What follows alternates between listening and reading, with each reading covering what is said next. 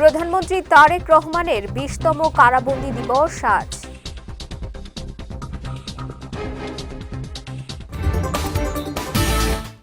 BNP সংসদের খারাপ সংস্কৃতি থেকে বেরিয়ে আসতে চায় জানালেন স্বরাষ্ট্রমন্ত্রী। এবং জ্বালানি তেল নিয়ে উদ্বিগ্ন হওয়ার কোনো কারণ নেই জানালেন জ্বালানি ও খনিজ সম্পদ মন্ত্রী।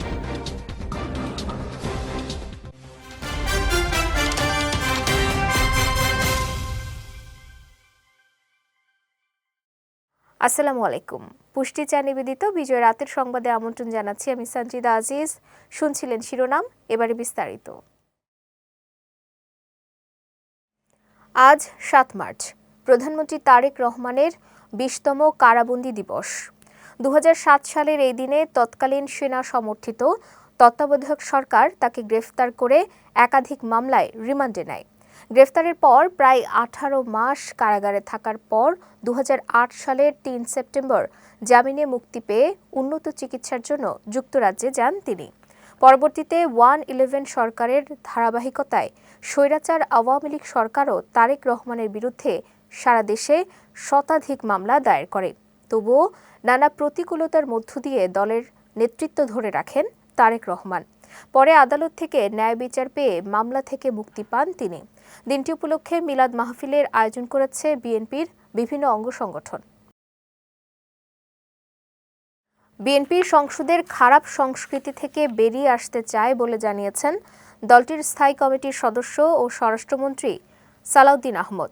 শনিবার রাজধানীর গুলশানে চেয়ারম্যানের কার্যালয়ে আসন্ন সংসদ অধিবেশন উপলক্ষে দলীয় সংসদ সদস্যদের শেষ দিনের প্রশিক্ষণ কর্মশালায় সাংবাদিকদের এই কথা জানান তিনি।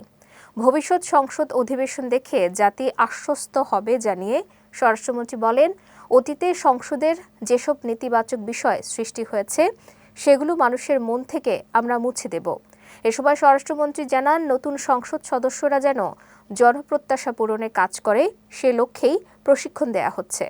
আশা করি আমাদের ভবিষ্যৎ পার্লামেন্ট সেশন দেখে জাতি অনেকটা আশ্বস্ত হবে যে এই রকম একটি পার্লামেন্ট তারা দেখতে চেয়েছিলেন, যাতে অতীতের ব্যাড কালচার যেগুলো হয়েছে, যেগুলো ব্যাড প্রেসিডেন্ট সৃষ্টি হয়েছে পার্লামেন্ট সম্পর্কে এবং মানুষের যে নেতিবাচক ধারণা সৃষ্টি হয়েছে, এগুলো সব মানুষের মন থেকে আমরা মুছে দেবো। ইনশাআল্লাহ আমরা একটা ভালো পার্লামেন্টারি প্র্যাকটিস আমরা সৃষ্টি করব এবং তার মাধ্যমে নজির স্থাপন করব। আর জাতির জন্য আমরা বেস্ট কন্ট্রিবিউশন যাতে করতে পারি এই পার্লামেন্টের মধ্য দিয়ে সেই চেষ্টা করছি। একে আয়োজনে তথ্যমন্ত্রী জানান, সংসদীয় ব্যবস্থা অনুযায়ী সংসদে রাষ্ট্রপতি প্রথম ভাষণ দেবেন। এছাড়া খামখেয়ালি নয়, স্পিকারকে অভিভাবক মেনেই সংসদ সদস্যরা এগিয়ে যাবেন বলেও জানান মন্ত্রী। জাতীয় পর্যায়ের একজন জনপ্রতিনিধি হিসাবে যখন তাকে দায়িত্ব পালন করতে হবে এবং তার সবটাই করতে হবে একটা রুলস অফ প্রসিডিউরের মাধ্যমে, এটি খামখেয়ালি বা খেয়াল খুশির মতো করা যায় না। ফলে স্পিকারকে অভিভাবক মেনে রুলস অফ প্রসিডিউরের মাধ্যমে কিভাবে পার্লামেন্টে একজন এমপি রোল প্লে করবেন, এই সমস্ত যে তার মধ্যে সুপ্ত প্রশ্ন, সেই প্রশ্নগুলির উত্তরকে আমরা সংগঠিত আকারে তাদেরকে দিচ্ছি। মধ্যপ্রাচ্যে চলমান যুদ্ধে হরমুজ প্রণালী বন্ধ হয়ে যাওয়ায় জ্বালানি সংকটের হুমকির মুখে পড়েছে বিশ্বের অনেক দেশ। আসন্ন দিনগুলোতে তেল সংকট প্রকট হওয়ার আশঙ্কায় রাজধানীর পেট্রোল পাম্পগুলোতেও বিভিন্ন যানবাহন নিয়ে ভিড় করেছেন চালকরা। শনিবার রাজধানীর ফিলিং স্টেশনগুলোতে দেখা গেছে যানবাহনের দীর্ঘ সারি। গ্রাহকদের অভিযোগ, 2 থেকে 3 ঘন্টার উপরে লাইনে দাঁড়িয়ে থাকার পরও চাহিদা অনুযায়ী জ্বালানি মিলছে না। লাইনে দাঁড়িয়ে থেকে তারপরে এই 2 লিটার মাত্র তেল পেলাম, এ তো বেশি দিন চলতেও পারবো না। 3 ঘন্টা ঘুরা 1200 টাকার তেল পাইলাম। অনেক কষ্ট, যেটা বলে বোঝানো যাবে না। মানে কোথাও তেল নেই, অসহ্য। সব পাম্পগুলো বন্ধ করে দিয়েছে, একটার উপরে চাপ পড়ছে। আর ফিলিং স্টেশনে কর্মরতরা জানিয়েছেন, সরকার নির্ধারিত নিয়মেই জ্বালানি পাচ্ছেন সকল গ্রাহক। প্রাইভেট কার 10 লিটার, আপনার জিপ গাড়ি 20 থেকে 25 লিটার সর্বোচ্চ। আমাদের আছে ভালো মজুদ আছে, মানে আমরা প্রতিদিন ভালো তেলে বেচতেছি। জ্বালানি তেল নিয়ে উদ্বিগ্ন হওয়ার কোনো কারণ নেই বলে জানিয়েছেন বিদ্যুৎ, জ্বালানি ও খনিজ সম্পদ মন্ত্রী ইকবাল হাসান মাহমুদ টুকু। শনিবার বিকেলে প্রধানমন্ত্রী তারেক রহমানের সঙ্গে বৈঠক শেষে প্রধানমন্ত্রীর কার্যালয়ের 4 নম্বর গেটে সাংবাদিকদের ব্রিফিংকালে এমনটা জানান তিনি। যুদ্ধের কারণে রেশনিং করা হচ্ছিল জানিয়ে মন্ত্রী বলেন, রেশনিংয়ে ভয় পেয়ে মানুষ স্টক করা শুরু করেছে। 9 মার্চ তারিখে আরও 2টি ভেসেল আসছে জানিয়ে তিনি বলেন, তেলের কোনো সমস্যা নেই। এ সময় তাড়াহুড়ো করে তেল না কেনার জন্য জনগণের প্রতি আহ্বানও জানান ইকবাল হাসান মাহমুদ টুকু। গতকালকে বলেছি যে তেল নিয়ে উদ্বিগ্ন হওয়ার কোনো কারণ নাই। আমরা রেশনিংটা করেছি এই জন্যই যে একটা অনিশ্চয়তা আছে, এই যুদ্ধটা কতদিন চলবে, সেই জন্য আমরা একটা রেশনিং করেছিলাম। কিন্তু মানুষ এই রেশনিংটাকে ভয় পেয়ে স্টক করা শুরু করেছে।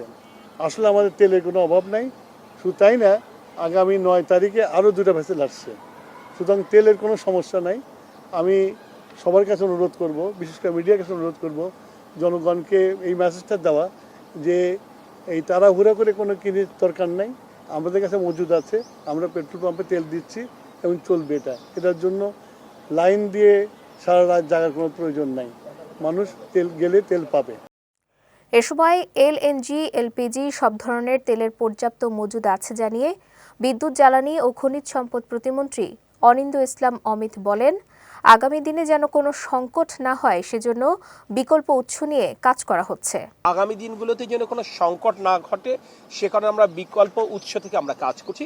আমরা আপনাদের মাধ্যমে দেশবাসীকে এই অনুরোধটাই করতে চাই, আতঙ্কিত হওয়ার মতো কিছু নেই, কিন্তু বৈশ্বিক পরিস্থিতি বিবেচনায় আমরা সতর্ক হব, সকলে সচেতন থাকবো, এটুকুই আহ্বান। এবার পুষ্টি চিনিগুড়া চাল নিবেদিত জেলা সংবাদ।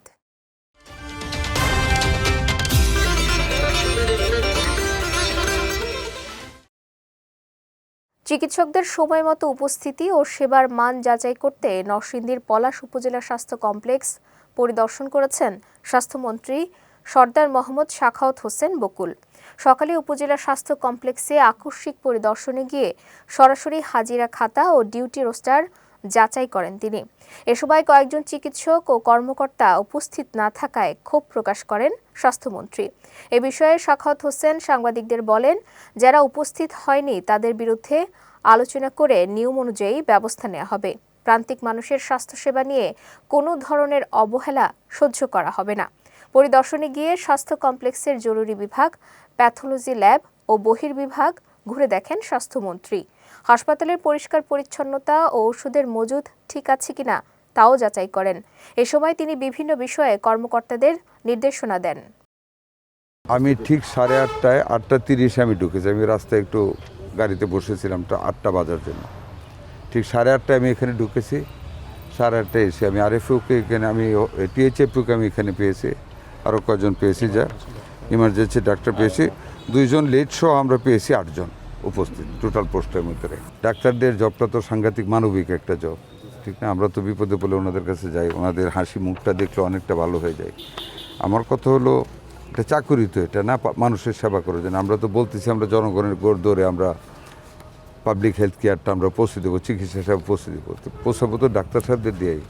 এই তো সিনারিও বললাম। এখন আমি যাই, আমি আমার উপর তো ক্ষমতা আছে না, সবার সাথে আলাপ করে নিয়ম অনুযায়ী যা করা যায় তাই করব। যাদের ভিসার মেয়াদ শেষ হয়ে যাচ্ছে কিন্তু ফ্লাইট জটিলতার কারণে মধ্যপ্রাচ্যে যেতে পারছেন না, তাদের সহায়তায় সরকার হটলাইন চালু করেছে বলে জানিয়েছেন প্রবাসী কল্যাণ ও বৈদেশিক কর্মসংস্থান মন্ত্রী আরিফুল হক চৌধুরী। সকালে সিলেটের মণিপুরি রাজবাড়িতে আয়োজিত এক অনুষ্ঠানে তিনি একথা জানান। বলেন, মধ্যপ্রাচ্যে চলমান অস্থিরতা ও ফ্লাইট সংকটের কারণে যারা সময় মতো ফিরতে পারছেন না তাদের বিষয়টি মানবিকভাবে বিবেচনা করে প্রয়োজনীয় সহায়তা দেয়া হবে। বিদেশে কর্মরত বাংলাদেশিদের যে কোনো সমস্যায় পাশে থাকতে সরকার প্রতিশ্রুতিবদ্ধ এবং সংশ্লিষ্ট দূতাবাস ও মন্ত্রণালয়ের মাধ্যমে প্রবাসীদের সর্বাত্মক সহযোগিতা করার কথাও জানান প্রবাসী কল্যাণ মন্ত্রী।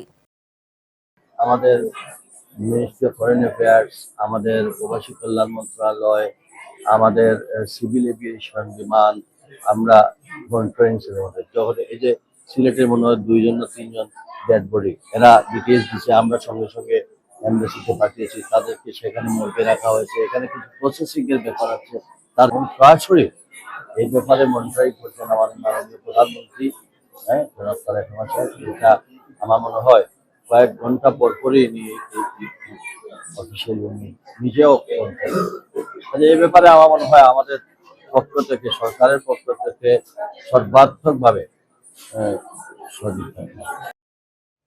আন্তর্জাতিক বাজারে জ্বালানি তেলের অস্থিরতার সুযোগে সীমান্ত পথে অবৈধভাবে তেল পাচার রোধে সুনামগঞ্জ ও সাতক্ষীরা সীমান্তে সতর্ক অবস্থানে রয়েছে বিজিবি। এরই ধারাবাহিকতায় সকালে সুনামগঞ্জের সীমান্তবর্তী বিভিন্ন পয়েন্টে বিশেষ টহল ও গোয়েন্দা তৎপরতা বৃদ্ধি করা হয়। বিজিবি জানায়, অবৈধ তেল পাচার রোধে সীমান্তবর্তী বিভিন্ন এলাকায় চেকপোস্ট বসানোর পাশাপাশি সন্দেহভাজন পরিবহনে তল্লাশি কার্যক্রম চালানো হচ্ছে। বিশেষ করে সুনামগঞ্জ ব্যাটালিয়নের দায়িত্বপূর্ণ এলাকায় 3টি এলসি পয়েন্টে নজরদারি বাড়ানো হয়েছে। এদিকে মধ্যপ্রাচ্যে চলমান যুদ্ধ পরিস্থিতির প্রেক্ষাপটে সাতক্ষীরার সীমান্ত দিয়ে জ্বালানি তেল পাচার রোধে সতর্কতামূলক ব্যবস্থা নিয়েছে বিজিবি। এ বিষয়ে বিজিবির 33 ব্যাটালিয়নের অধিনায়ক লেফটেন্যান্ট কর্নেল কাজী আশিকুর রহমান জানান, ভারত বাংলাদেশ সীমান্তবর্তী অঞ্চলে টহল বাড়ানো হয়েছে। এছাড়া ভোমরা বন্দর দিয়ে ভারতগামী ট্রাকে তল্লাশি চলছে।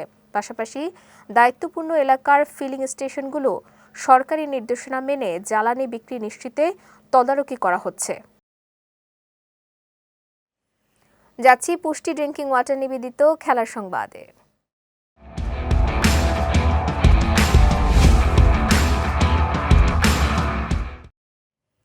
টি-20 বিশ্বকাপের ম্যান অফ দ্য টুর্নামেন্টের প্রাথমিক তালিকা প্রকাশ করেছে আন্তর্জাতিক ক্রিকেট সংস্থা আইসিসি। তালিকায় রয়েছেন 6 দেশের 8 জন ক্রিকেটার। মনোনীতদের তালিকায় সবার উপরে রয়েছেন ইংল্যান্ডের অলরাউন্ডার উইল জ্যাক্স। এছাড়া দক্ষিণ আফ্রিকার অধিনায়ক এডেন মার্করাম ব্যাট হাতে দুর্দান্ত পারফরম্যান্সের সুবাদে মনোনয়ন পেয়েছেন।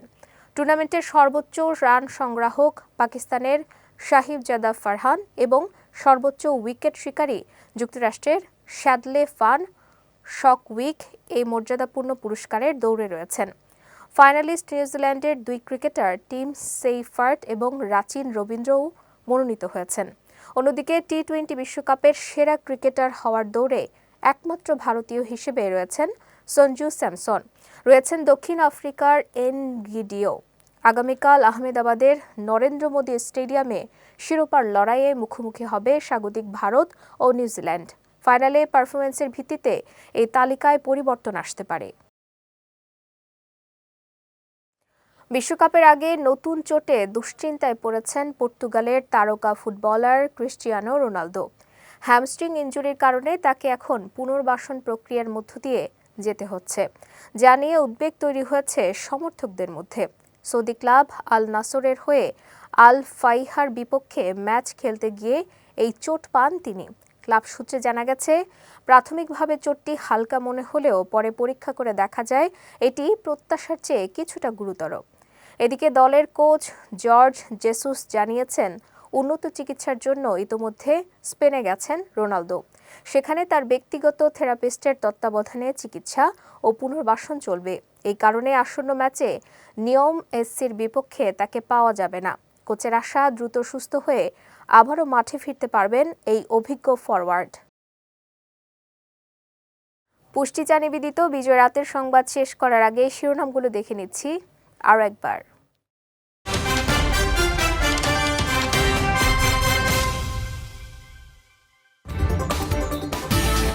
প্রধানমন্ত্রী তারেক রহমানের 20তম কারাবন্দী দিবস আজ।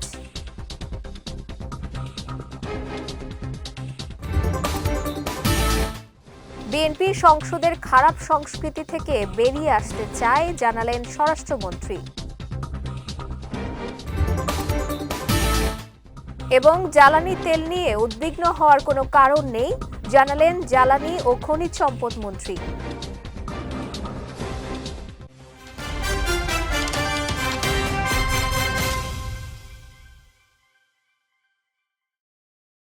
বিজয় রাতের সংবাদ শেষে আজকের মতো আমি সঞ্জিদা আজিজ আপনাদের কাছ থেকে বিদায় নিচ্ছি। আগামীকাল একই সময়ে নতুন সব খবর দেখতে চোখ রাখুন বিজয় টিভিতে। এছাড়াও আজকের বিজয় রাতের সংবাদের ভিডিও দেখতে পারেন আমাদের ইউটিউব এবং ফেসবুক পেজে। আমাদের ইউটিউব হলো youtube.com/bijytvofficial এবং আমাদের ফেসবুক পেজ হলো facebook.com/bijytvlimited। এতক্ষণ সঙ্গে থাকার জন্য ধন্যবাদ সবাইকে।